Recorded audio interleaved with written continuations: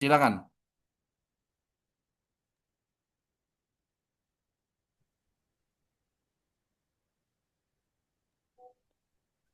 Baik, selamat siang teman-teman semuanya. Nah, pada pertemuan kali ini saya sebelumnya mengucapkan terima kasih banyak kepada teman-teman asisten dan juga Kak Putri selaku presenter pada pertemuan pembahasan jurnal Top Tier pada kali ini. Nah, mungkin langsung saja pada pertemuan kali ini dengan presenternya itu dari Kak Putri Dwi Rahmawati yang akan mempresentasikan terkait review top tier jurnal yang berjudul Firm Value and Risk, How Relevant Are ESG Factor and ESG Countersays. Nah, mungkin waktu dan tempat aku persilakan kepada Kak Putri Dwi Rahmawati untuk bisa menyampaikan presentasinya.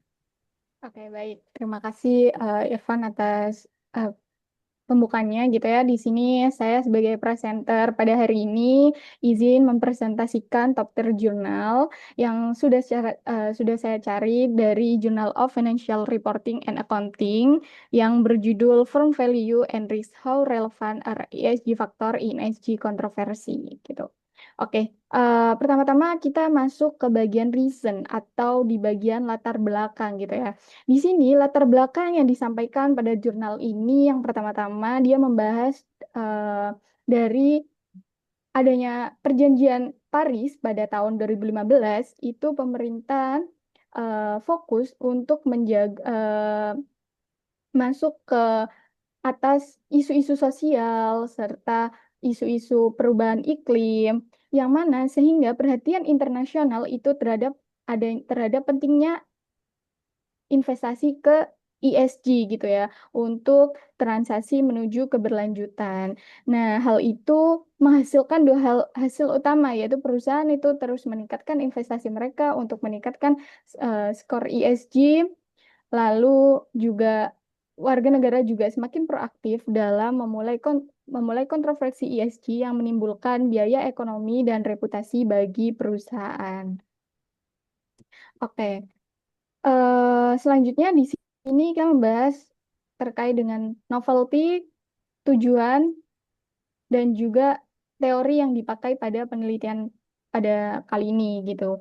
Nah, yang pertama, novelty pada jurnal ini gitu ya, itu berfokus pada efektivitas investasi ESG dan juga dampak pelanggaran etika perusahaan terkait dengan lingkungan, sosial, dan juga tata kelola. Jadi kan kebanyakan jurnal-jurnal yang ada itu kan hanya fokus pada ESG pada eh, firm value, tapi dia lupa atas adanya kontroversi ESG ini atas pelanggaran-pelanggaran yang terjadi gitu. Nah, yang kedua yaitu menilai sejauh mana sih tingkat keparahan kontroversi itu mempengaruhi kinerja dan juga tingkat resiko perusahaan gitu.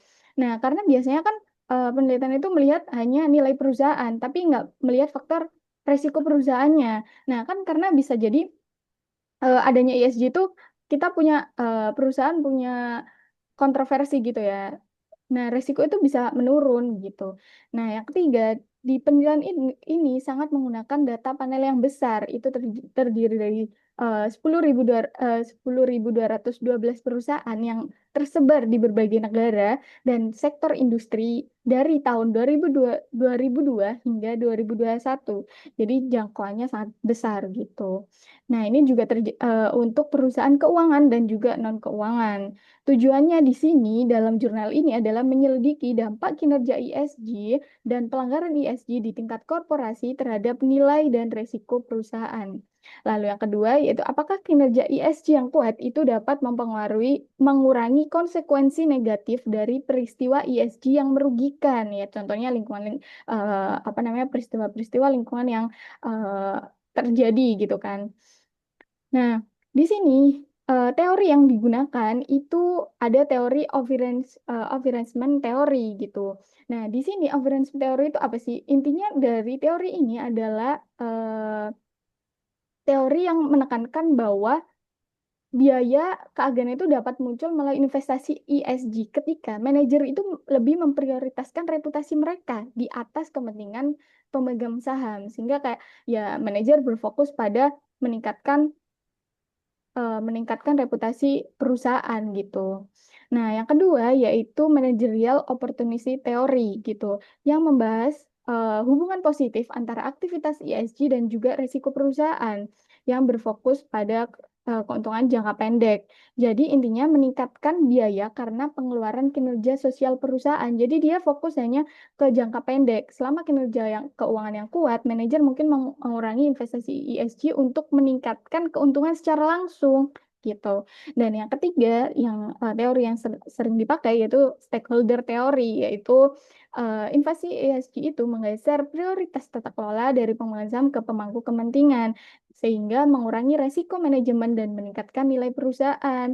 Lalu ada risk management teori bahwa investasi ESG itu menumbuhkan modal moral positif di antara pemangku kepentingan, bertindak sebagai bentuk pelindungan bagi bisnis. Jadi mirip kayak police assurance gitu kan. Kayak ESG itu mengassurance perusahaan gitu bahwa kita itu baik gitu secara tata kelola, secara sosial, cara memperlakukan sosial dan juga lingkungan kita gitu. Nah, legitimasi teori itu mengatakan bahwa kebijakan ESG itu membantu perusahaan selaras dengan harapan pemangku kepentingan terkait dengan tanggung jawab atau menanggapi tekanan regulasi sosial atau ekonomi yang menunjukkan bahwa perusahaan itu berkomitmen terhadap praktik berkelanjutan yang ada gitu. Dan ini ada tiga hipotesis yang dia pakai gitu ya. Yang pertama, hubungan antara skor ESG dan juga nilai serta resiko perusahaan. Bahwa praktik ESG itu memiliki dampak positif dengan nilai perusahaan, praktik ESG memberikan dampak positif dengan mengurangi resiko perusahaan. Dan yang kedua, yaitu hubungan antara kontroversi ESG dan nilai serta resiko perusahaan. Kontroversi perusahaan itu berdampak negatif dengan mengurangi nilai perusahaan. Dan sebaliknya, kontroversi berdampak negatif meningkatkan risiko perusahaan. Dan yang terakhir yaitu pengaruh moderasi dari praktik ESG, yang mana skor ESG yang lebih tinggi memoderasi dampak negatif kontroversi ESG terhadap perusahaan gitu. Oke, selanjutnya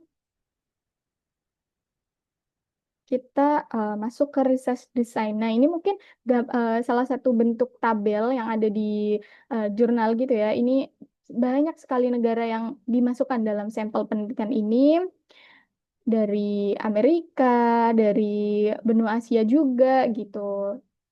Nah, totalnya ada 10.212 gitu. Per negaranya ada banyak sekali perusahaan. Nah, oke, mungkin masuk ke variabel yang mereka pakai gitu ya. Variabel yang mereka pakai di sini, variabel independennya ada dua, ESG score dan juga kontroversi ESG gitu. ESG score dia mengambil data dari LSG ESG gitu. Kalau nggak salah sekarang di jurnalisnya mengatakan bahwa sekarang menjadi definitif gitu. Nah, ESG kontroversi score ini dia mengambil juga dari database yang sama. Jadi semua pengambilan dia itu ada di base yang sama gitu.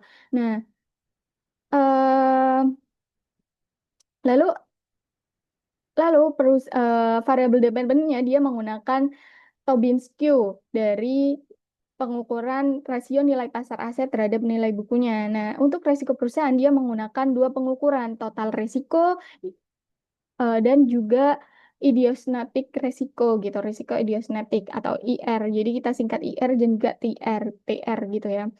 Nah, moderasinya ada skor kontroversi dan juga ESG score X kontroversi severity. Nah, skor kontroversi ini interaksi antara skor ESG perusahaan secara keseluruhan dan variabel biner kontroversi eh, ya bernilai satu jika perusahaan I mengalami setidaknya satu kontroversi gitu. Nah, kalau moderasi satunya dia menggunakan indeks 1 sampai 5 bahwa mengatakan ketika satu itu bahwa kontroversi itu rendah, kalau 5 kontroversinya tinggi. Seperti itu. Tingkat keparahan kontroversi gitu. Nah, oke. Selanjutnya ini hasil yang ada di hasil di jurnal mereka gitu. Dia menggunakan econometric model. Hasil menunjukkan bahwa investasi ESG itu berkualitas tinggi berkolerasi dengan peningkatan nilai pasar dan penurunan risiko perusahaan. Ini kita bisa lihat ESG ini sangat berpengaruh signifikan ya di Tobin skew interest rate, dan juga total resiko gitu. Nah, kontroversi itu juga berpengaruh negatif ke nilai perusahaan dan pengaruh positif signifikan ke resiko perusahaan gitu. Nah, lalu ini ESG score X kontroversi di moderasi, yaitu menunjukkan bahwa moderasi ini berpengaruh signifikan terhadap resiko perusahaan. Nah, jadi asumsinya tidak ada eh, dengan asumsi tidak ada kontroversi peningkatan satu unit pada skor ESG menghasilkan perubahan positif pada Tobin Score ini kan. Nah, tapi moderasinya itu dia berpengaruh ke resikonya atau ke nilai perusahaannya dia tidak berpengaruh gitu. Jadi intinya kalau misal adanya ESG score dan kontroversi, dia itu dapat mengurangi resiko perusahaan, tapi tidak membuat nilai perusahaan itu naik gitu. Oke. Nah, di sini additional analisis yang pertama. Di sini, additional analysis yang pertama itu menilai hubungan antara skor ESG, kontroversi, dan efek moderasi terhadap nilai perusahaan yang dinyatakan. Sebentar, kami oke. Nah, ini di tabel 4 ini menunjukkan bahwa apakah pengaruh ESG score terhadap firm value dan idealistic resiko dan total resiko. Nah, berbeda pada perusahaan dengan tingkat value dan resiko yang berbeda. Sebentar. Nah, hasilnya itu menunjukkan bahwa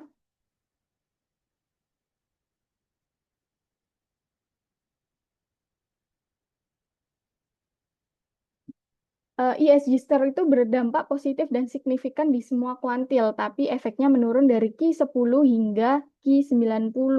Nah, Q10 itu untuk perusahaan yang bervalue rendah. Nah, Q90 untuk perusahaan yang bervalue tinggi.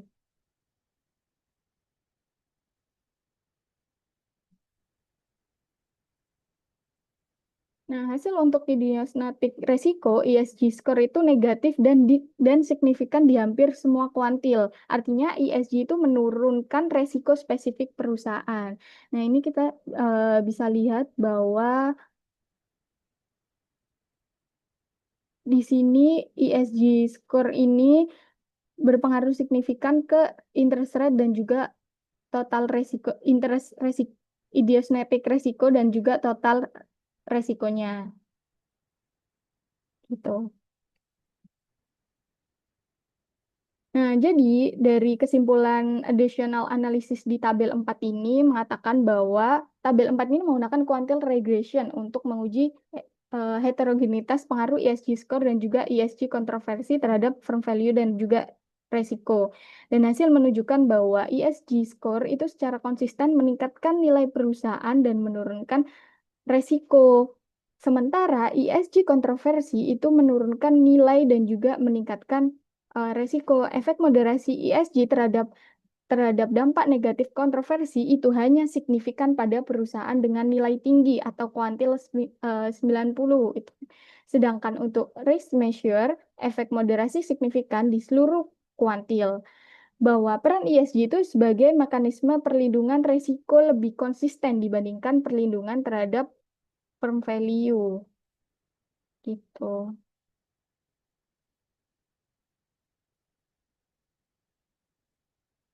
Nah, additional analysis yang kedua, dia menggunakan severity based moderating analysis. Itu menunjukkan bahwa ESG score dengan severity 1 itu berpengaruh signifikan positif. Severity 2 juga, severity 3 dan 5 itu dia tidak menunjukkan adanya signifikan. Tadi 35 adalah perusahaan yang beresiko tinggi gitu. Kontroversinya beresiko tinggi. Kalau 1, 2 itu perusahaan yang kontroversinya masih rendah. Sehingga mengatakan bahwa ESG itu hanya mampu memoderasi dampak negatif kontroversi pada level ringan hingga rendah, yaitu di Severity 1, Severity 2, bisa kita lihat bahwa pengaruhnya signifikan gitu. Tapi untuk Severity 3, 4, 5 semakin tinggi ya dia tidak berpengaruh gitu. Nah, kesimpulan dari additional analysis ini, ESG itu berfungsi sebagai mekanisme perlindungan hanya pada kontroversi dengan tingkat keparahan yang rendah. Tapi untuk kontroversi tingkat berat, itu reputational damage-nya itu terlalu besar, sehingga ada potensi legal atau regulatory resiko, investor kehilangan kepercayaan. Nah, ESG itu tidak mampu mengimbangi adanya dampak negatif dengan kontroversi yang besar gitu.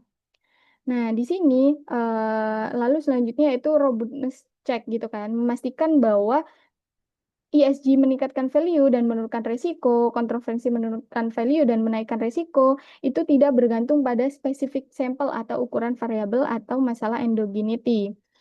Nah, analisis heterogenitas ini lebih lanjut untuk memverifikasi apakah efek moderasi skor ESG bersifat kuat di berbagai spesifik geografis, panel A. Nah, di sini panel A itu dia ke memisahkan di panel A, dia itu memisahkan Amerika, perusahaan yang ada di Amerika untuk melihat apakah jika tidak adanya negara Amerika itu tetap berpengaruh gitu kan. Nah, hasilnya itu menunjukkan masih adanya variabel itu tersebut masih berpengaruh gitu. Dan yang kedua, dia itu mengeluarkan perusahaan finansial gitu. Dan terus di panel C itu periode sampel yang berbeda, yaitu ketika mengeluarkan tahun COVID gitu. Hasil menunjukkan bahwa hasil umum yang disoroti untuk efek moderasi yang dinyatakan perusahaan AS karena mereka mewakili lebih dari 35% dari semua perusahaan yang tercakup dalam periode sampel keseluruhan dan dapat dipengaruhi secara berbeda. Dan hasilnya itu menunjukkan tetap kuat. Dan yang kedua, panel B itu tadi menunjukkan bahwa eh, sampel terbatas perusahaan dan keuangan saja itu menunjukkan bahwa efek moderasi dari skor ESG mereka tetap berlaku. Jadi walaupun kita meng-take out perusahaan finansial itu ternyata tetap signifikan gitu. Dan yang panel C itu mengeksplorasi yang tadi kita mengeluarkan periode COVID dan menemukan bahwa efek langsung dari pelanggaran ESG pada metrik nilai dan risiko lebih rendah dan efek moderasi untuk Tobin itu menjadi signifikan secara statistik gitu. Nah, sehingga kesimpulan dari jurnal ini itu mengatakan bahwa praktik ESG yang efektif itu berkontribusi dalam meningkatkan nilai perusahaan dan juga menurunkan resiko. Kontroversi ESG itu terbukti menurunkan nilai perusahaan dan juga meningkatkan risiko. Namun, perusahaan dengan skor ESG yang tinggi itu mampu memoderasi dampak negatif kontroversi khususnya dalam aspek risiko.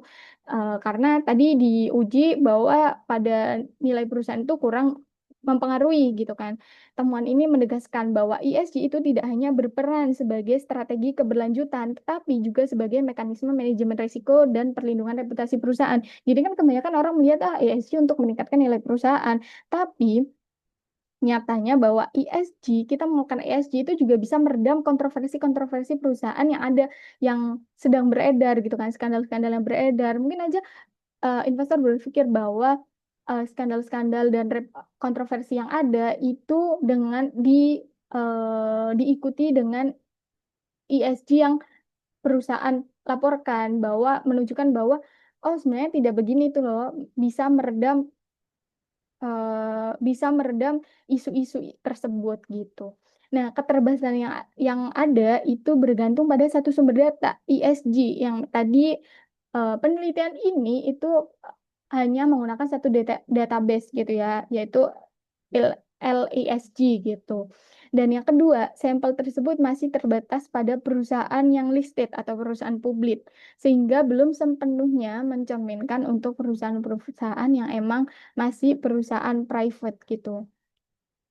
Dan Analisis ini masih menggunakan skor ESG agregat dan belum mengeksplorasi dampak terpisah dari adanya environmental, sosial, and governance. Jadi penelitian ini masih menggunakan satu skor ESG gitu. Sarannya yaitu menggunakan berbagai sumber data ESG atau pendekatan metodologi visual hasil untuk meningkatkan hasilnya gitu. Kalau disarankan ya bisa menggunakan MSCI dan database lainnya gitu. Lalu yang kedua memperluas sampel ke perusahaan non terdaftar agar hasil itu lebih komprehensif. Lalu yang ketiga menganalisis dampak masing-masing komponen environmental dulu, social and governance. Jadi tahu nih mana yang sebenarnya bisa meredam apakah environmentalnya, sosialnya, atau tata kelolanya. Gitu. Dan yang terakhir yaitu mempertimbangkan faktor regulasi dan karakteristik industri dalam penelitian selanjutnya. Karena menggunakan sampel yang banyak, mungkin secara regulasi dan juga industri itu kan banyak yang nggak sama. Mungkin sekian dari saya. Jika dari Pak Sigit atau teman-teman boleh ditanggapi. Baik, terima kasih kepada Kak Putri atas presentasi pemaparan review jurnal dokternya. Dan mungkin kepada teman-teman semuanya yang ingin menanggapi atau memberikan pertanyaan, bisa langsung raise hand atau on mic ya. Yuk, silakan. Dimulai dengan Julfa. Aku ada sedikit pertanyaan sebentar. Semua bertanya ya, semua bertanya biar diskusinya menarik. Aku ini sih Pak, pertama itu penasaran sama kontroversi ESG. Kontroversi ESG ini apa sih? Karena kan dari tadi ini belum belum dijelaskan ya sebenarnya kontroversi ESG ini bentuknya kayak apa gitu kan. Nah, kemudian tadi juga ada sempat nih di pengukuran, coba Putri back ke pengukuran ini ya. Enggak, bener-bener barusan barusan barusan. Nah, di pengukuran sini kan ada ESG score kali ESG kontroversi dengan pengukuran tingkat keparahan ya. Pengukuran tingkat keparahan 1 sampai 5. Sebenarnya nanti siapa sih yang akan mengukur tingkat keparahan itu gitu kan? Dan kenapa diskalakan di 1 sampai 5? Itu dasarnya dari bukan dasarnya dari apa ya? Maksudnya tingkat keparahan itu penentuannya dari mana gitu kan? Itu kemudian bentar. Kemudian tadi yang sempat di akhir tuh kan sempat ada yang ada panel A, panel B, dan panel C ya. Ada di penelitian ini itu yang di panel B itu men-take out dari financial firms, dari perusahaan keuangan. Kenapa sih kok perusahaan keuangan tuh harus di additional analysis ya itu yang mungkin yang bawah pokoknya. Kenapa sih kok perusahaan keuangan tuh harus di take out? Apakah perusahaan keuangan ini punya pengaruh gede ya di ESG gitu kan? Kok kenapa yang diuji hanya di perusahaan ditambahannya itu kenapa yang diuji di perusahaan non finansialnya gitu. Itu dulu sih mungkin dari saya Pak Sigit. Cuma tadi sama yang hasil hasil yang pertama Put. Hasil yang mungkin agak atas di tabel 3 atau berapa ya? Ah, ini di tabel ketiga. Tadi kan Putri bilang nih bahwa ESG score dan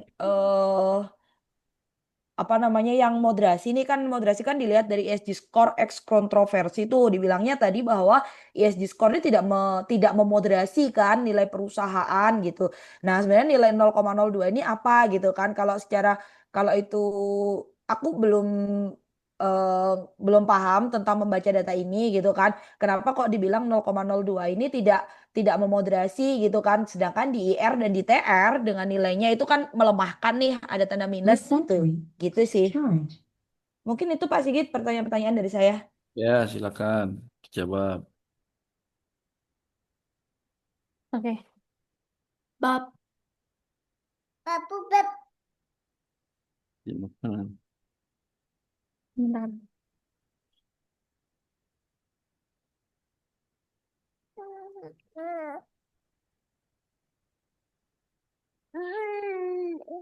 Ayah ayah mana? Ayah kok nggak ada di gambar.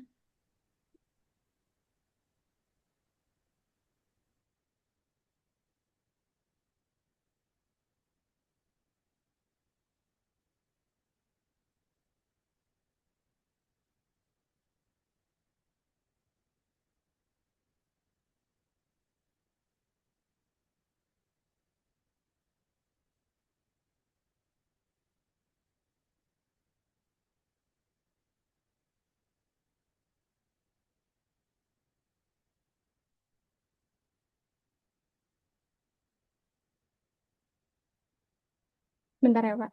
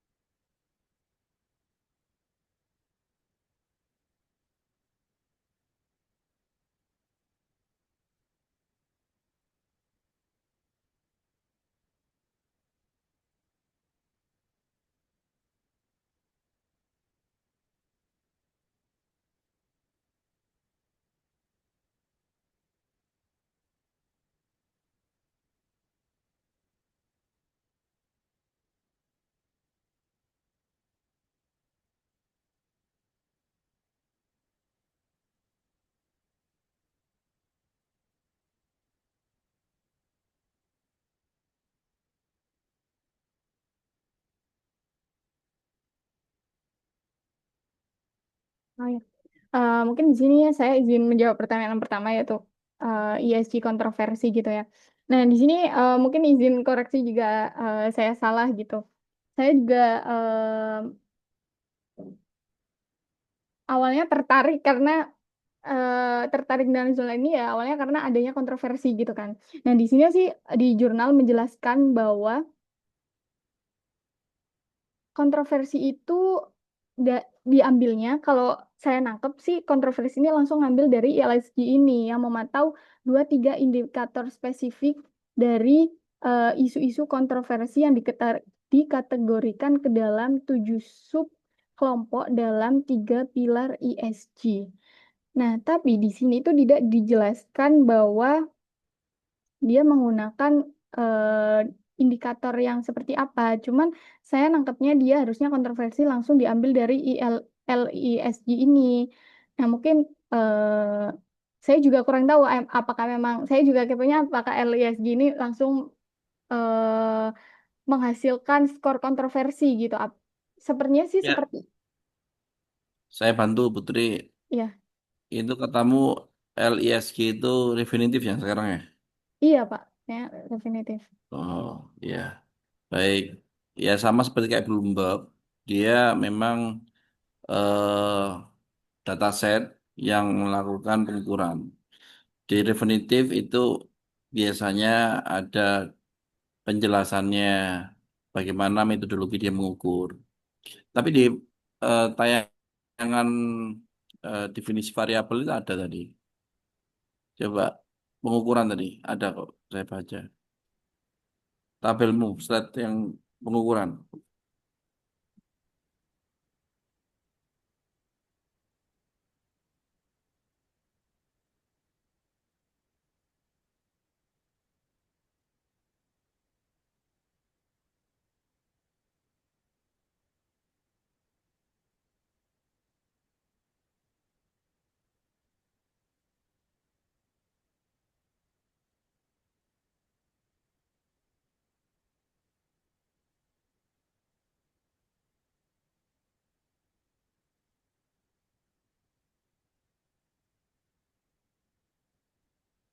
Ya, di sini menyebutkan bahwa skor ESG setiap perusahaan itu dihitung oleh ILSG dengan peringkat persentil dibandingkan dengan rekan industri. Itu kan dia menggunakan eh ini loh, exposure terkait perusahaan yang berhubungan dengan environmental, sosial, governance ya. ya kontro kontroversi.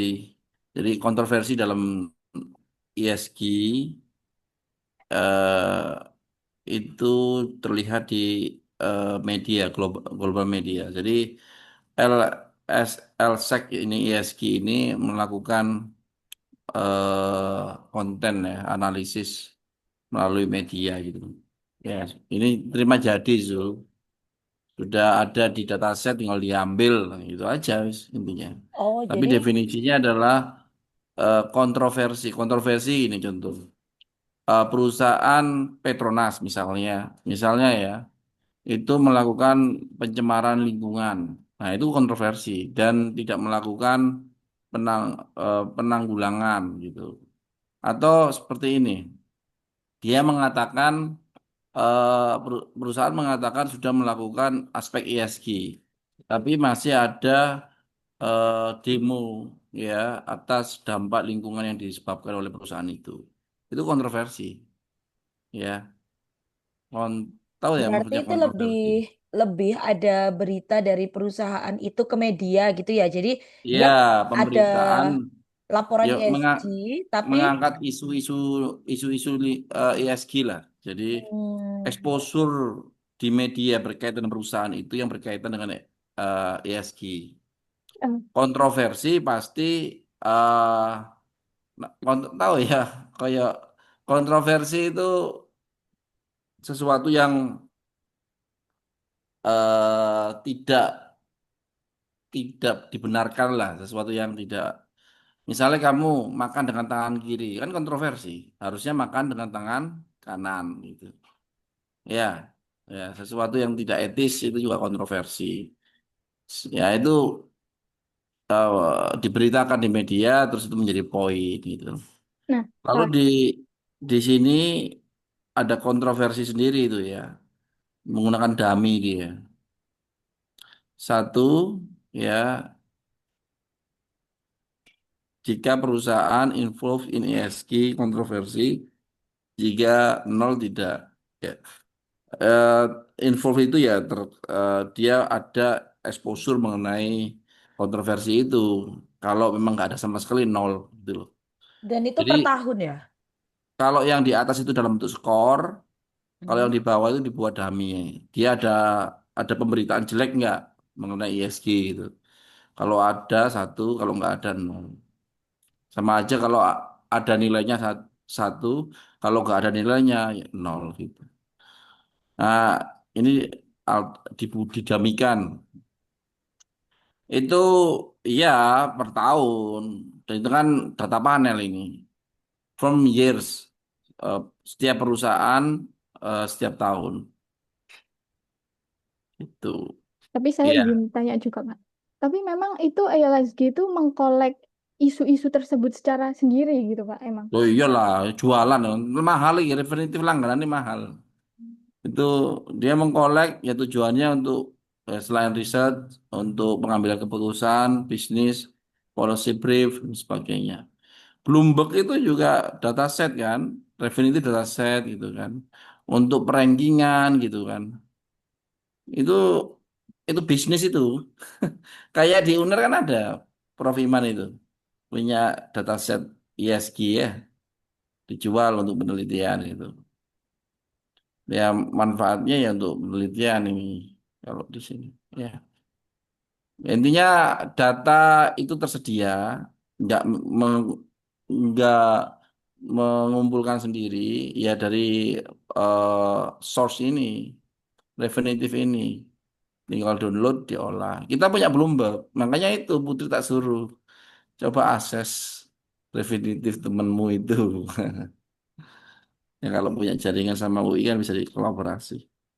Terus yang lainnya, Belum terjawab semua, Pak, pertanyaannya Mbak Zulfa. makanya Gitu. yang maksudnya itu pertanyaan yang lain yang belum terjawab. Ah, ya. Nah, pertanyaan kedua yang tadi skor 1 sampai 5 ya, Mbak. Hmm. Nah, kalau skor 1 sampai 5 itu bahwa dia itu dari skor kontroversi itu dia ngedamiin, ngebuat itu seperti Peringkat iya peringkat, jadi dikelompokkan 1 sampai 5 gitu. Dari skornya, skor yang ada. Berarti itu Itu tergantung dari penelitinya ya, mengelompokkan ke 1 sampai 5. Karena kan pasti ada skor-skornya muncul banyak kan itu. kelihatannya ini nggak disertakan sumbernya. Sumbernya kalau nampaknya ini modifikasi dari peneliti. Jadi Hmm. ibaratnya gini, caranya dia kalau aku kan biasanya pakai median nilai tengah Bagi dua kan biasanya bagi kalau Mbak dua. Sigit ya. Kalau ini dia bagi lima. Jadi dia pakai skala gitu loh, Mm-mm. Zul. Berarti kan itu kan tergantung dari penelitinya berarti ya.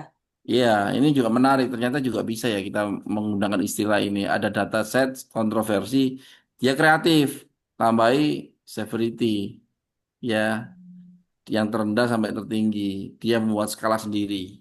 Kan gampang kalau kita buat skala. Ya Ya. datanya ada, kita skalakan kan bisa. Oh berarti boleh ya Pak ya kita menskalakan dengan modifikasi kita sendiri ya, nggak harus. Loh, asal ada maknanya, ada Oh, ada maknanya. Ini kan bisa kita tiru. Oh, ternyata ini ada maknanya.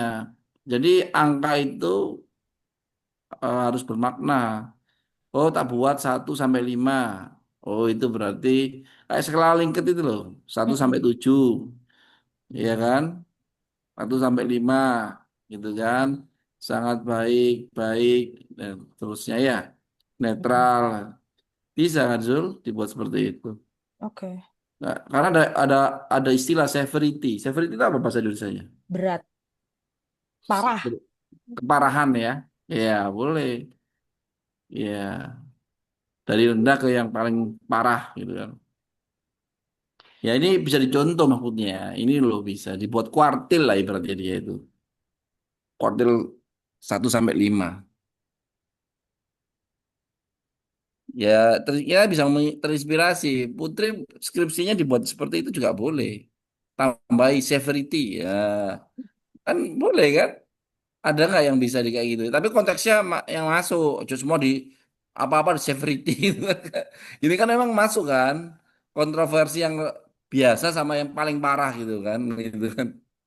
Nah, jadi perusahaan yang sangat sering kali buat kontroversi itu yang kita. Nah, konteksnya apa? Lihat variabelmu. Ya, Baik, terima kasih Pak. oke. Dan tambahan. Bentar, saya mencari jawaban yang kedua. Mencari. Oke, silakan.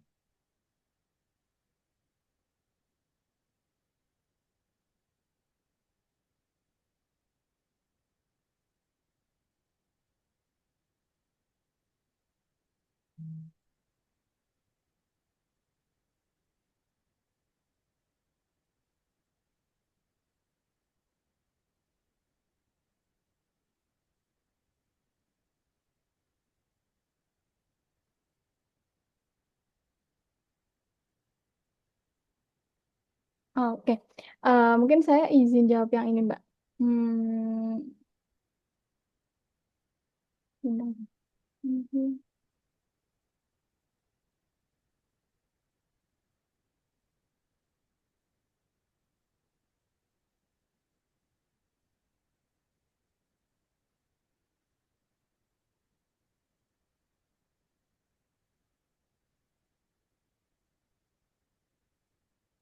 Oh, ini ya. Nah, di dalam jurnal itu dia ngefokusisnya kenapa yang men-take out finansial karena dia ngomong bahwa sektoral yang dapat terlihat jelas dengan industri beresiko tinggi menghadapi kerentanan yang lebih tinggi karena peningkatan pengawasan peraturan, resiko lingkungan, dan juga tekanan ke pemangku kepentingan. Jadi kayaknya POV-nya dia itu untuk menguji bahwa apa namanya perusahaan-perusahaan yang beresiko tinggi itu menunjukkan bahwa si ini tuh berpengaruh gitu. Tapi saya sejujurnya malah bingung sih kenapa yang di take out juga malah yang nggak beresiko. Harusnya kan kalau misal apa namanya financial kan harusnya dia lebih low risk gitu kan, sektor yang low risk.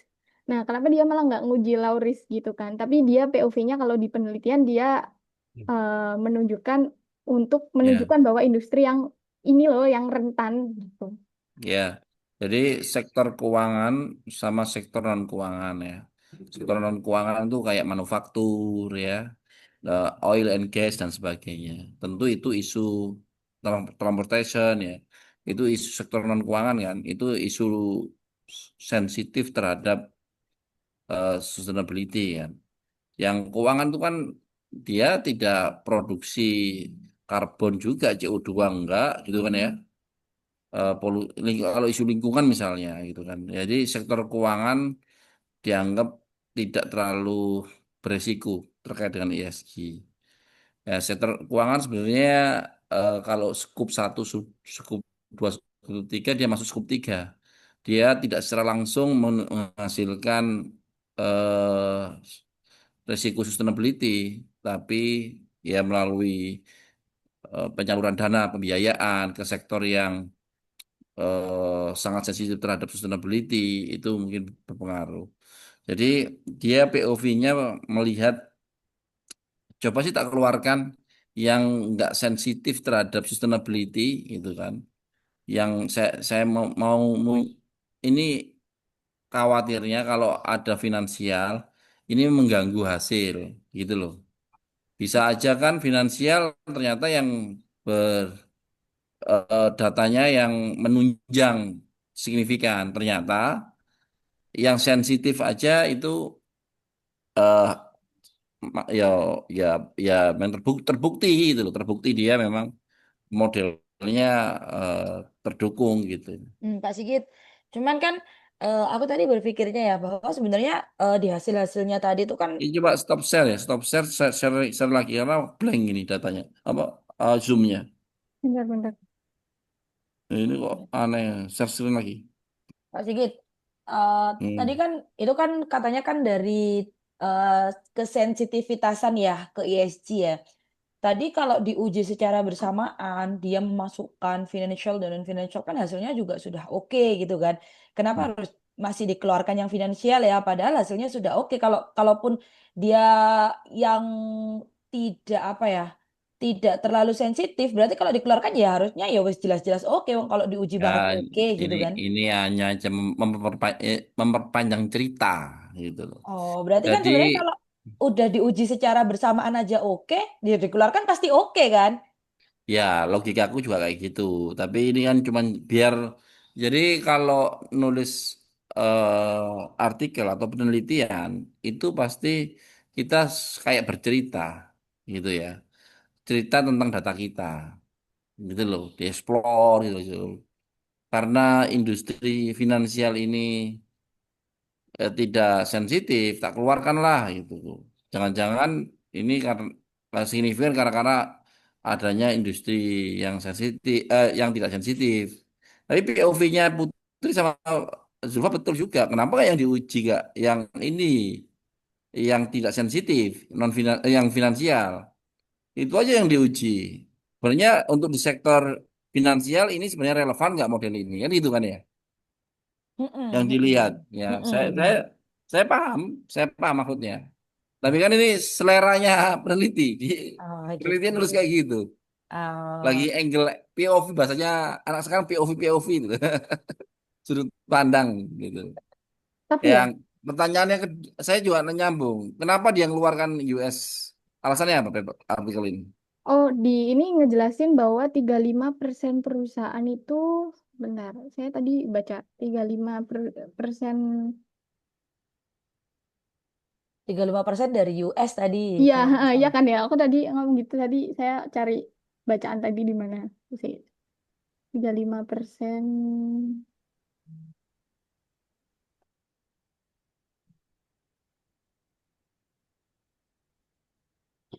Oh iya, perusahaan di US itu mewakili lebih dari 35% dari semua perusahaan yang tercakup dalam periode sampel secara keseluruhan. Oke, mungkin ini lihat ke ini. maksudnya apa ya 35% mayority dia Iya, melihat minoritinya maksudnya iya lihat dia lihat minoritinya, Pak. Oh, karena gini didominasi oleh US. Saya sih ingin melihat kira-kira kalau non US ini relevan nggak, gitu kan ya? Jangan-jangan Iya. US itu kan ekonominya ekonomi mapan. Ya, Nah, mungkin gitu loh. Bukan. Ya, ini kan kalau non US kan ada yang develop, yang negara-negara berkembang gitu ya. nah Ya, karena ini oh sorry. perusahaan, Negara maju itu develop. Yang emerging lah, emerging ada macam-macam ya. ya betul. Malah saya tadi ngiranya bakalan additionalnya itu antara emerging dan develop sih, Pak. Saya saya ngiranya tadi karena di bawah itu ada develop sama ada emerging. Cuman Iya, kan menurut saya kok ya coba lihat POV emerging itu kan ya, Zulfa ya. Negara-negara mm-mm, maju itu dikeluarkan gitu. Ya mm-mm. itu terserah peneliti, Jul. Dia lagi melihat apa. Soalnya ini Kalau kayaknya peneliti, kayaknya US ini kan dia sampelnya kayak ngelintas jauh banget, dia 3.000 kan. iya, Yang ya, lainnya itu dia Kalau cuma itu gak 6. gak ini sih Pak. Tadi saya gak apa namanya nggak gak dia jadi dia pertanyaan POV-nya sih. lihat dia khawatir karena data ini didominasi oleh Amerika. US. Jadi takutnya nanti ini dikerek loh. Hasilnya dikerek oleh Oh, Amerika. Amerika tak Amerika. keluar sih. Hasilnya konsisten nggak gitu. Tapi Berarti kan kalau gini kan nunjukin di perusahaan apa itu di negara-negara lain hasil ini kan konsisten gitu kan kalau Ya, Warno. itu. Oh. ya Oke, Pak, next. Yang izin. COVID Tapi kenapa COVID?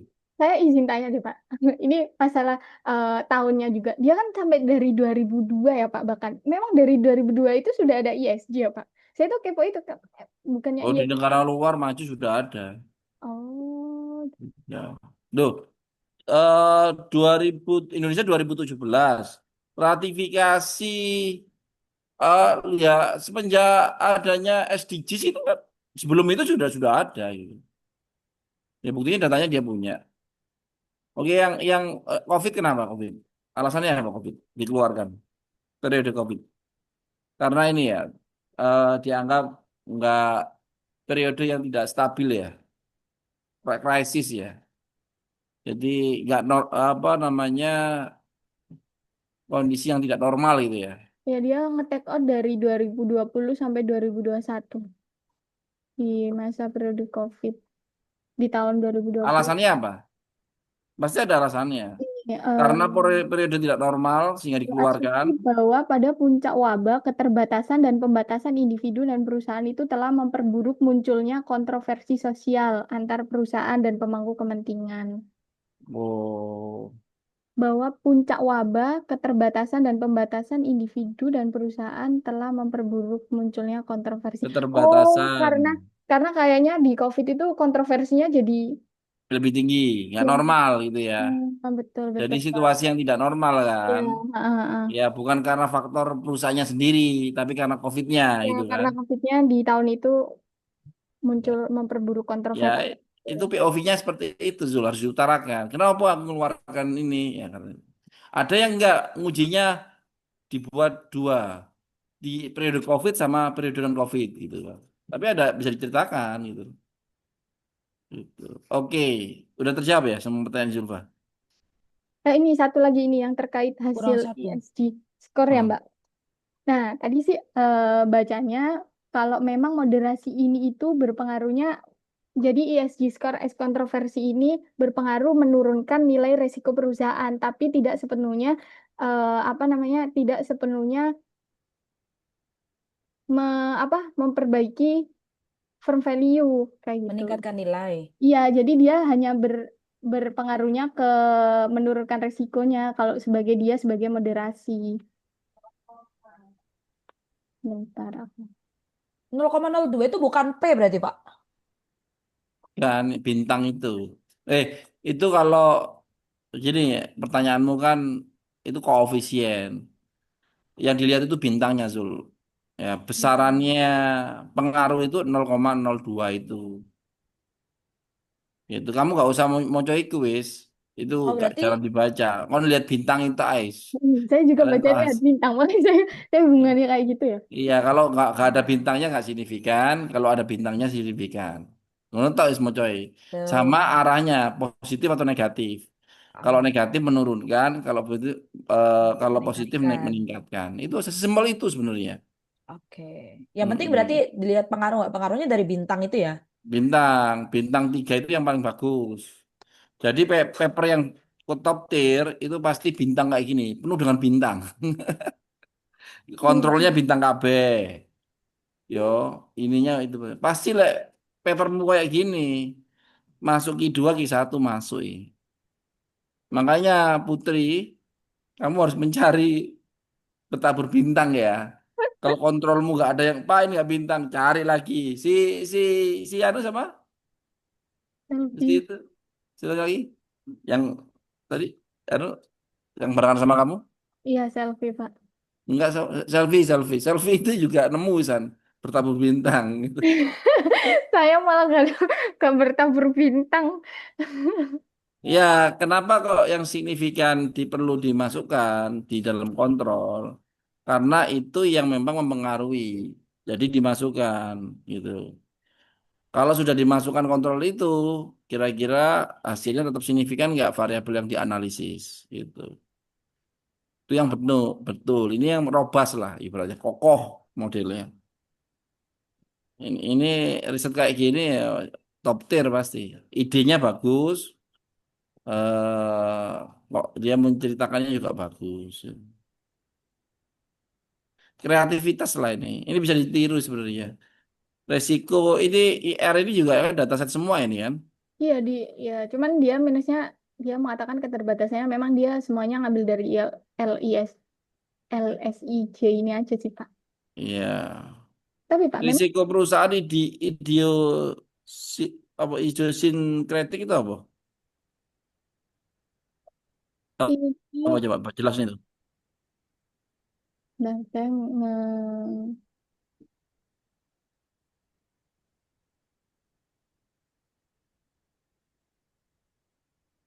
Apa itu ya? Maksudnya apa itu? IR itu loh. menganualisasikan defisiasi standar residual dari model 5 faktor Fama Friends. Saya juga kurang tahu sih Pak, ini Fama Friends apa. Kemampuan untuk menangkap sumber ketidakpastian spesifik perusahaan, seperti keputusan manajemen, inovasi, atau kinerja operasional yang tidak dijelaskan oleh pergerakan pasar yang lebih luas. 5 faktor Fama Friends. Saya juga kurang tahu sih, Pak, faktor Fama Friends itu apa. Itu dari definitif ini ya. Iya, dari Refinitiv juga. Dia Kalau berapa? TR. TL itu total resiko, komponen sistematis dan idiosinkratik dari risiko tingkat perusahaan. Jadi kayaknya tingkat risiko perusahaan itu ada idiosinkratik ini dan juga sistematis. Nah, terus di total, nah itu jadi total resiko. Tuh. Oh. Ya, ya, ya. Oke, oke, oke. Tapi maknanya apa ya idiosinkratis itu? Resiko apa gitu ya, kalau dibahasakan.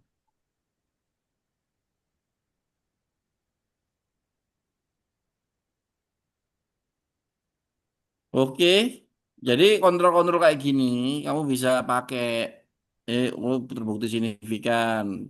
Coba diambil di dataset terus diuji gitu, dengan variabel mungkin bisa signifikan juga. Tapi memang Bloomberg itu juga, kalau Bloomberg belum ada terkait kontroversi sama sekali ya Pak. Dia pure, Ada kok buntut itu. Masa kok anak? saya juga kurang tahu. Ada kayaknya. Coba lah, cek. Kamu mau memasukkan itu lah di paper. Jangan, jangan, Pak. Loh, kamu udah ada moderasinya belum? Belum ya? Kemarin kayak apa? Jangan Pak, jangan nambah durasi Pak, saya nggak mampu Pak. Loh, kamu harus pintar-pintar membuat cerita loh. Agak, ayo bimbingan. Nah, jangan lupa ya. Ya, ya. Tunggu resign dulu ya Dikerjain, Pak, jangan tunggu resign. ditaruh. Jangan ditaruh. Ya, ini kan menyemangati. Kalau dengan momentum seperti ini kan kamu belajar ya. Jadi dapat eh, Oh, dari belajar paper ini kan dapat ide gitu loh. Mau diapain men ini. Jadi meneliti itu kayak bercerita. Dari datamu itu kamu mau ceritakan apa lagi gitu. Ya. Polanya sama seperti penelitian kayak gini tuh. Ya. ini Pak, diagnostik resiko itu, kalau diagnostik resiko itu dari internal. Jadi resiko perusahaan itu ada dua, internal dan juga eksternal. Nah, internalnya tadi diagnostik resiko, kalau di luarnya itu sistematik resiko. Oh. Nah, nanti perbandingannya itu menjadi total resiko. Gitu. Paham, paham, paham. Ya. Risiko internal ya sama risiko luar ya. Baik, ya internal berarti risiko yang timbul karena kelemahan internal kan itu. Yang eksternal karena faktor luar. Ya, ya oke, bagus. Ada yang tanya, yang lain silakan. Mau dieksplor silakan nggak?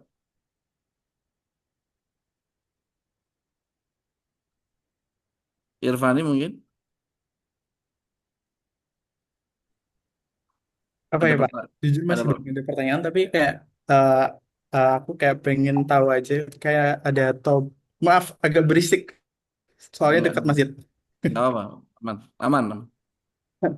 Itu kan ada variable Tobin kan kayak sebagai nilai mengukur nilai perusahaan itu. Kenapa menggunakan itu sebagai indikator? Kenapa kayak enggak pakai nilai akuntansi dalam laporan keuangan atau lain sebagainya? Terus kayak pengen tahu juga kenapa data itu kan kayak 1000 dari tahun 2002 ya tadi. Betul, Apakah dalam tahun 2022 itu datanya itu relevan kayak suatu perusahaan itu terus em, melakukan apa ya? Mengclosurekan ESG eh, dalam rentang waktu itu atau kayak kan ada mungkin dalam perusahaan juga ada yang bangkrut gitu belum sampai dalam jangka waktu itu gitu. Itu apakah relevan gitu ya Pak? Sama apa ya? Kalau perusahaan yang bangkrut pasti datanya ya, kosong. ya dia unli apa unlisted ya sih. Jadi ini pasti datanya bisa unbalance. Bisa aja kan ada perusahaan yang disuspend. Iya yang Hmm, disuspend. ya nggak apa-apa, kosong nggak masalah, nggak pengaruh. Dia kan sample observation, ya. Jadi bisa aja perusahaan itu di tahun tertentu dia nggak ada, terus tahun berikutnya ada lagi, nggak apa-apa. Kan dia eh, per perusahaan per tahun kan dilihatnya. Kenapa pengukuran lag-nya itu cuma 1 tahun aja? Kenapa kayak nggak 2 atau 3 tahun? Apakah 1 tahun itu udah relevan gitu untuk eh, menilai ESG, nilai perusahaan yang mempengaruhi ESG ya gitu. Ini ada lag tak ini? Like apa Itu ya? bukan nggak ada lag loh. Lag itu Oh, datanya tak 1 tahun sebelumnya. Ada tak? Dibuat jadi gini dia melihat faktor sebab akibat. Jadi nilai perusahaan Tobinski itu dipengaruhi oleh penerapan ESG tahun lalu. Nah, nilai perusahaan tahun sekarang misalnya 2026 ya. eh, Nilai perusahaan tahun sekarang itu disebabkan oleh faktor aktivitas ESG tahun 2025. Makanya data yang ESG-nya dibuat lag mundur 1 tahun yang dipakai. Itu yang dihubungkan. Oh, Tapi ada lag nggak? Nggak, itu bukan lag. Itu L, L, LSEC itu anu. tadi kan Nama aku baca dataset. Nama dataset. period T1 itu apa ya Pak? Mana sih? Ada dah. Jadi paper tadi aku Di mana, Bud? ya satu. Kayak slide-mu nggak geser ya, Bud? Tayanganmu kok nggak geser ya? Oh, kok gak geser? Bentar, bentar.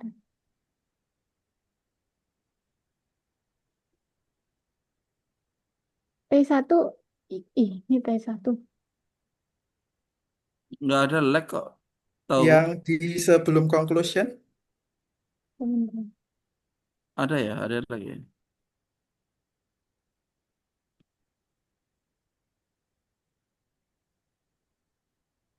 Oh yang di paper Pak saya lihatnya. Oh, di paper. Papernya coba tayangin.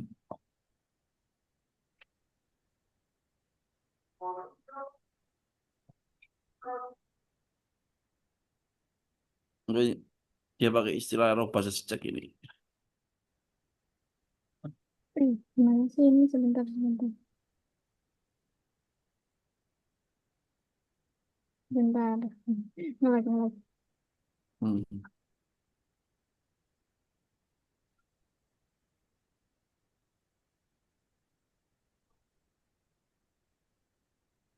Lihat nggak ya? Masalah ini naruh.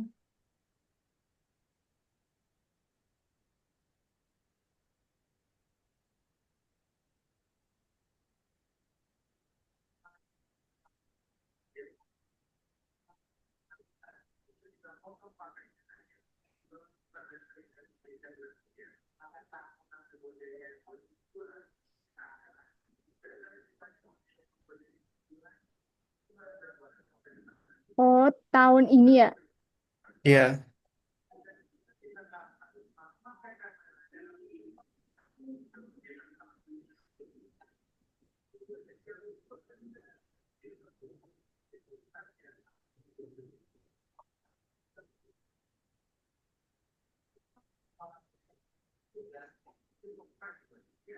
Oh, sebenarnya itu endogeneity. Saya sebenarnya kurang paham juga terkait endogeneity, Pak. Mungkin kalau endogeneity itu maksudnya kayak gimana ya, Pak? Mana sih? Ini mana? Oh, ada anu. Jadi robustness robustness check itu ada macam-macam. Kamu nggak membahas ini ya berarti ya? Tadi saya Ada lag ini. Jadi endogeneity itu ada faktor macam-macam. Ada endogeneity gini loh. Ibaratnya gini. Ada suara door gitu. Ya, ini dalam rangka robustness check sebenarnya. Eh Suara door. Kita melakukan hipotesis bahwa door itu karena ban meletus. Apa benar? Apa benar? Apa betul itu ban meletus? Ternyata suara door itu bukan ban meletus, tapi suara pistol, gitu. Nah, artinya berarti bias hasil penelitian kita. Suara Timbulnya suara door itu bukan dari ban meletus, tapi karena dari yang lain, fakta yang lain, yaitu pistol. Ya, artinya penelitian kita nggak robust. Tapi kalau misalnya ternyata faktanya suara pistol itu juga tidak terbukti menjadi penyebab pistol itu tidak terbukti menjadi penyebab suara door, berarti dapat dikatakan satu-satunya penyebab adalah ban meletus. Paham ya? Itu logikanya. Nah, endogeneity itu macam-macam. Ada yang namanya unobserved variable atau eh, omitted variable. Variabel yang diabaikan, tidak apa ya, variabel penting tapi tidak diteliti gitu kan. Atau variabel yang tidak diamati gitu ya, unobserved variable ya. Lalu ada macam-macam ya. Nah, cara cara mengujinya itu seperti ini. Ada lag, ada macam-macam caranya itu. Ini endogeneity ya. Endogeneity result from ini. Tapi dia endogeneity yang bisa dihasilkan dari unobserved heterogeneity. Nah, gini, heterogeneity itu nggak bagus. Data yang bagus itu loh homogen. Kalau datanya homogen, berarti itu eh, data yang bisa mampu memprediksi, mampu eh ya kalau hetero itu kan anu ya beragam gitu ya datanya ya. Berarti sebenarnya di dalam populasi itu terbagi beberapa kelompok ya. Seharusnya kan kita meneliti itu pada eh, namanya populasi itu kan individu di dalam populasi itu memiliki karakteristik yang sama kan gitu kan. Tapi ternyata di dalam populasi itu ada beberapa karakteristik ya. Berarti itu hetero. Nah, jadi ini endogeneity yang disebabkan oleh faktor data yang beragam, ya, yang tidak terobservasi. Nah, caranya adalah dengan ini, dengan lag ya,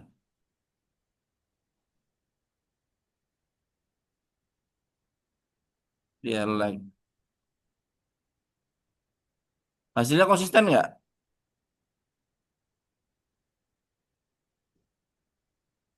Belum dibahas ini yang ini. saya endogeneity memang nggak bahas sih, Pak. Wow, jadi ceritanya kurang panjang kamu. Ini papernya panjang, top tier ya panjang pasti. Hmm. Ya tadi tabelnya coba. Leg itu berarti tadi itu T-1. T-1 itu kita melihat ternyata leg ini bisa dipakai untuk ini ya. Oh itu leg itu juga metode ya untuk ini GMM. GMM itu gini melihatnya. Oh iya, endogenity disebabkan oleh faktor simultan. X mempengaruhi Y dan bisa juga Y mempengaruhi X. Simultan, paham ya? X ke Y, X menyebabkan Y ya, atau Y menyebabkan X. Nah, ini kan membuat bias kan, maka diteliti. GMM itu untuk ngecek itu. Sebenarnya ada faktor simultan nggak di dalam modelnya? Dua arah nggak sebenarnya? Kalau ternyata nggak dua arah, berarti penelitian kita robust, gitu loh. Itu GMM. GMM itu ada yang menggunakan lag juga di dalamnya. Sebagai lag itu biasanya sebagai instrumen variabel. Instrumen variabel itu adalah tadi itu loh, eh, suara door. Kita meneliti suara door itu disebabkan oleh bahan meletus. Tapi kita coba cek, benar nggak bahan meletus? Jangan-jangan suara pistol. Nah, instrumen variabelnya itu pistol itu tadi itu dites. Pistol ini berhubungan nggak dengan suara itu, suara door? Oh, ternyata nggak berhubungan. Berarti satu-satunya yang berhubungan adalah bahan meletus. Nah, pistol ini adalah instrumen variabel. Nah, lag tadi itu sebagai instrumen variabel. Sebenarnya eh, ISG pada tahun itu berpengaruh nggak terhadap eh, resiko misalnya atau nilai perusahaan? Atau sebenarnya yang berpengaruh itu ISG tahun lalu sebenarnya yang berpengaruh. Itu logikanya seperti itu. Bisa dipahami nggak? Iya, Pak. Ya, ISG tahun lalu itu sebagai instrumen variabel namanya untuk menguji. Ya, ibaratnya kayak tadi pistol lah, gitu loh. Halo, Iya, Pak. paham ya? Siapa namanya? Siapa? Iya, Irfan? Pak. Oke, logikanya paham ya? Itu logika endogeneity dan hampir penelitian yang sekarang bagus itu pakai endogeneity. Tadi ada, saya belum baca paper itu secara detail ya. Seharusnya Putri mengeksplor itu menarik itu. Bisa diceritakan lagi. Itu gimana itu cara mengetes endogeneity-nya karena dia menggunakan unobserved heterogeneity soalnya. Ini aku cepat menjelaskan karena berdasarkan pengalamanku membaca paper yang lain tapi nggak tahu yang ini. Nah, GMM seperti itu. saya tadi mau jelasin, tapi saya juga kurang paham terkait GMM dan juga endogeneity. Tadi. Ya, ada codingnya, ada duvelnya. Saya punya PPT-nya, tapi saya belum pernah nyoba. Kalau misalnya, tapi dia itu GMM yang ditujukan untuk endogeneity kan ini. Iya, Ya, saya diinformasikan. biasanya pakai Hackman to State sama CHAM. Ada paper pakai GMM. Ya, mau ya bisa aja pakai GMM. Ada codingnya. Kemarin kan saya ajari kamu dua ya, CHAM sama Iya, sama Hackman. Hackman. Kamu coba sekarang GMM nanti untuk nambah cerita robustness Putri. Itu memperkuat itu. Mengikuti untuk skripsimu. Menerapkan GMM. Yang paper ini kan kamu GMM. Saya kirim codingnya nanti, kamu coba pakai. Paham maksud saya? Iya, tapi kalau kayak gitu berarti instrumennya apakah sama pakai? Lag aja, pakai lag. Ini kan lag instrumennya. Lag itu kamu tinggal kalau di coding kasih L. L titik udah jadi lag. Misalnya ESG variabelnya ya. Hmm. Tinggal L titik. Bukan, kamu nggak perlu menyiapkan lagi datanya. Oh, datanya nggak usah di... Nggak perlu. Kamu mesti kan, wah kalau ngolek data mana pusing. Enggak, saya pikirnya nanti ngujinya kayak jadi... Nggak cuman kasih aja di statamu kasih L titik gitu.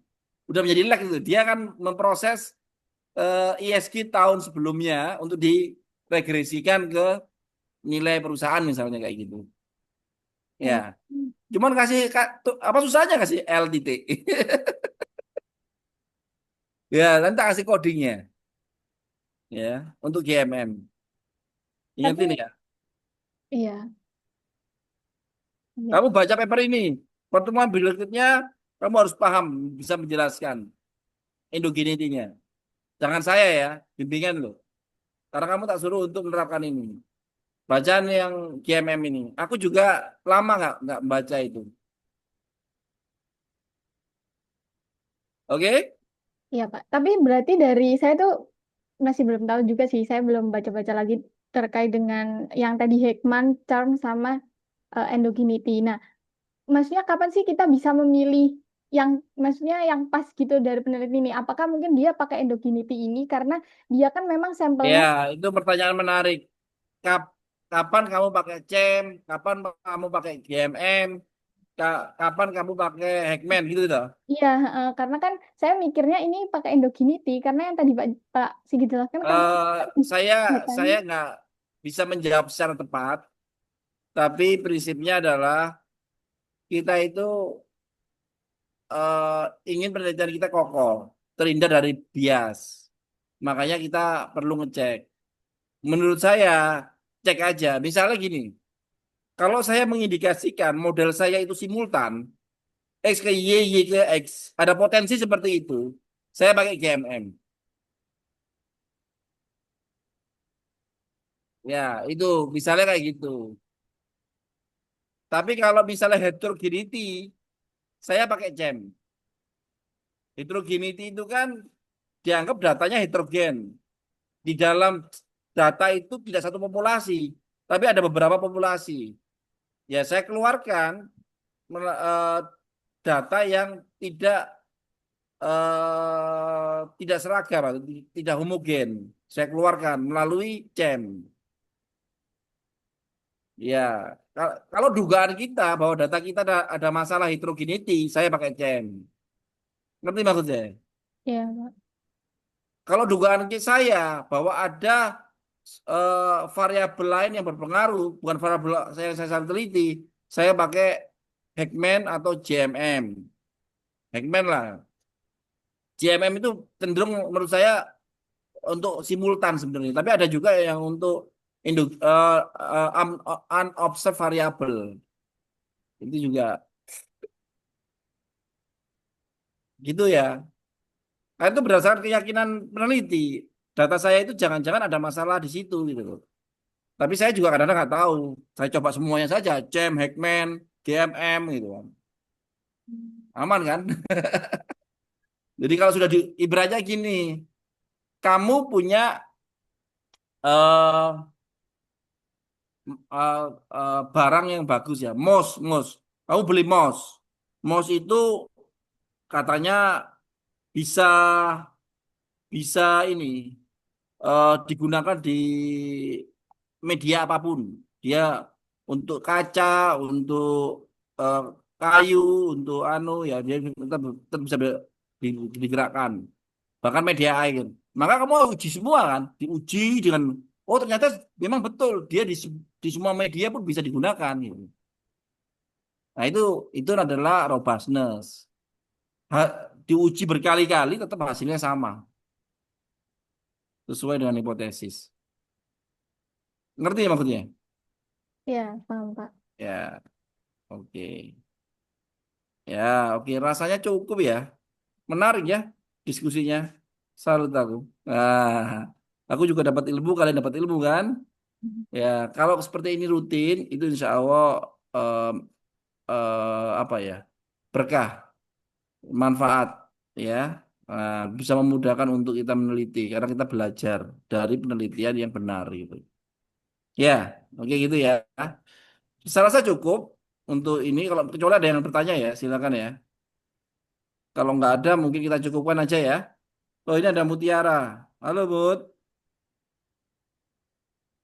Iya, halo Pak. Ya, sehat-sehat ya. Ya, Bapak juga Pak, sehat. Ya, oke. Nanti pada gilirannya yang lainnya juga presentasi. akan dihubungi Mbak Julfa ya yang mengkoordinir. Pertemuan berikutnya siapa Zul? Selfie harusnya. Selfie dulu Pak, terus asisten baru bimbingannya Pak Sigit lagi ya. Tak Oke, selingin siap. asisten ya. Ya, ya dengan kayak gini kita dapat ilmu ya. Eh, Semakin jago kita meneliti. Oke, mungkin itu bisa diakhiri Irfani. Mungkin saya mengakhiri terlebih dahulu. Terima kasih presentasi dari saya. Saya kembalikan kepada moderator. Makasih. Baik, makasih Kak Putri atas presentasi dan tentunya pada pertemuan kali ini semoga kita dapat memberikan dapat bertambah wawasan ya terkait bagaimana terkait kepenulisan jurnal. Baik, untuk pada pertemuan kali ini aku cukupkan. Terima kasih banyak pada teman-teman semuanya, teman-teman asisten dan juga teman-teman yang lain yang udah hadir dalam pertemuan review jurnal top tier pada hari ini. Mungkin saya Irfani selaku moderator mengucapkan terima kasih. Wassalamualaikum warahmatullahi wabarakatuh. Waalaikumsalam warahmatullahi wabarakatuh.